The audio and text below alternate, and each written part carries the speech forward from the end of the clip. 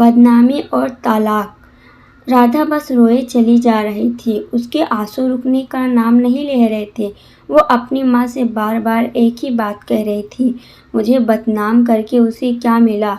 सिर्फ उसे तलाक आसानी से मिल जाए। उसने मेरा नाम गैर मर्दों के साथ जोड़ दिया, मेरी जिंदगी नरक बना दी। मेरे पति होते हुए खुद मुझ पर ऐसे इल्ज़ाम लगा रहे हैं। ये वही इंसान है जो कल तक मेरे लिए सब कुछ करने को तैयार थे, दिन को रात कहने को तैयार थे। आज अपने अहंकार में मुझे नीचा दिखाने के लिए मुझे तलाक दे रहे हैं। मेरी गलती क्या? अपने और अपनी बेटी के लिए आवाज़ उठाना? अब लोग भी मुझे अजीब नज़रों से देखते हैं, गंदी बातें करते हैं। रास्ते पर चलना मुश्किल हो गया है। सहेलियों ने भी मुंह फेर लिया। बस कुछ ही मुझे समझते हैं और मेरे साथ हैं। माँ आपका, भाई बहन का साथ और बेटी का प्यार साथ मेरा हौसला बढ़ाता है। मैंने भी फैसला कर लिया है। मैं लोगों के तानों से, बदनामी से डरूंगी, ना ही झुकूंगी, ना ही रुकूंगी।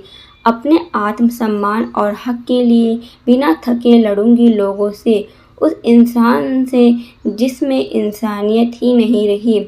और फिर शुरू हुए कोर्ट कचहरी के धक्के। पैसों की और समय दोनों की बर्बादी पर कोई दूसरा रास्ता नहीं दिख रहा था। सबसे बड़ा दुख झटका उस वक्त लगता था राधा को, जब उसका पति कोर्ट में सामने खड़े होकर गलत गंदी बातें बोलता था। वो बहुत मायूस हो जाती थी। कभी कभी सब कुछ छोड़कर कहीं दूर भाग जाना चाहती थी, पर उसका अंतर्मन उसे झंझोर देता। तुम ऐसे पीछे नहीं हट सकती, तुम चुप नहीं रह सकती। और राधा फिर हिम्मत कर खड़ी हो जाती। अपनी बेटी के हक के लिए सोचती, मैं मजबूत बनूंगी तभी बेटी को मजबूत बना पाऊंगी। जैसे जैसे कोर्ट में केस आगे बढ़ रहा था, राधा का आत्मविश्वास भी बढ़ता चला जा रहा था। राधा बेझिझक अपना काम करने लगी थी। उसे महसूस होने लगा था लोगों के सामने एक अच्छी शादीशुदा जिंदगी का दिखावा करना बहुत गलत था। अगर उसने कुछ लोगों को भी सही बात बताई होती, अपनी परेशानियां बताई होती, तो आज ये दिन ना देखना पड़ता।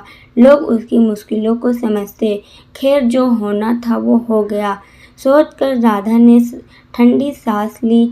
अब वो खुलकर जिएगी अपनी जिंदगी। उधर राधा के पति को भी एहसास हो गया था, उसने राधा पर झूठा इल्ज़ाम लगाकर मुसीबत मोल ले ली है। उसने तो सोचा था राधा जैसी सामाजिक में एक अच्छी जिंदगी जीने का दिखावा करने वाली औरत मुंह बंद करके चुपचाप घर में बैठ जाएगी, पर हुआ सब कुछ उल्टा। राधा ने तो घरेलू हिंसा की सच्चाई सबके सामने लाकर रख दी थी। कुछ सबूत भी जुटा लिए थे राधा ने। वो अब अपनी बेटी के साथ जीना सीख गई थी। उसके घरवाले भी पूरा साथ देते थे उसका। तभी एक दिन दरवाजे की घंटी बजी। राधा ने भी सोचा कौन हो सकता है। इस वक्त जब देखा तो वो अचंभित रह गई। दरवाजे पर उसका पति खड़ा था। उसने राधा से पूछा, अंदर आ जाऊं? राधा ने कुछ सोचकर हाँ बोल दिया। उसने अंदर आने दिया और पूछा, अब क्यों आए हो? वो बोला, मुझे माफ़ कर दो, मुझसे गलती हो गई और घर वापस चलो। मैं तुम्हारे और अपनी बेटी के बगैर नहीं रह सकता। अचानक नए इस बदलाव से राधा सोच में पड़ गई थी। वो कुछ समझ नहीं पा रही थी, पर उसका पति केस वापस ले साथ में सुखी जीवन बिताने की बात कर रहा था। उसने राधा से कहा, चाहो तो थोड़ा सोच कर जवाब देना। पर राधा का जवाब तो तैयार था। उसने साथ जाने से मना कर दिया और बेटी ने भी बोल दिया, मैं मम्मी के साथ ही रहूँगी। राधा का पति ये बोलकर तुम ठीक नहीं कर रही हो, वहाँ से चला गया। पूरी रात वो सोचती रह गई, उसने गलत निर्णय तो नहीं ले लिया? क्या मुझे अपनी बेटी के अच्छे भविष्य के लिए साथ चले जाना था?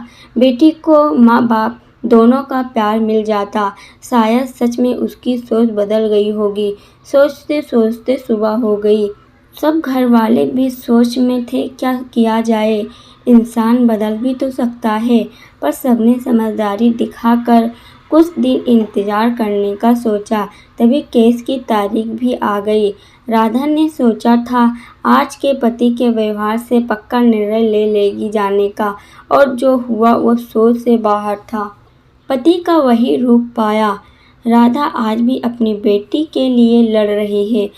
बस एक बात सोचती है, उस दिन उसका पति बदला रूप लेकर क्यों घर आया था? क्या साथ जाना सही था, या अपने हक, अपने आत्मसम्मान के लिए लड़ना?